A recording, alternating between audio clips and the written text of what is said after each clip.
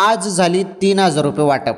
हो, लाडक्या बहिणींना लाडकी बहीण योजनेमार्फत 3,000 रुपये वाटप आणि 2 महिन्याचे हप्ते. 2 महिन्याचे हप्ते हे बघा, दर महिन्याला तुम्हाला 1,500 रुपये मिळतात. 2 महिन्याचे 1,500 जर आपण हिशोब केला तर होतात 3,000 रुपये.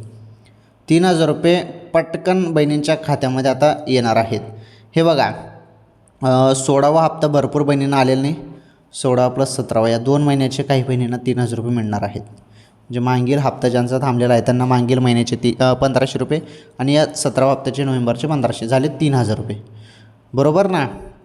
आणि बाकी लाडक्या बहिणींना सर्व हप्ते मिळाले आहेत. 16वा हप्ता पण मिळाला आहे.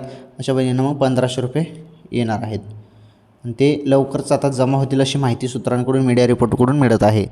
आणि राहिला विषय KYCचा, KYC सर्वांनी पूर्ण करा, नाहीतर हप्ता येऊ शकत नाही. बरं, KYC सर्वांना करावी लागणार आहे.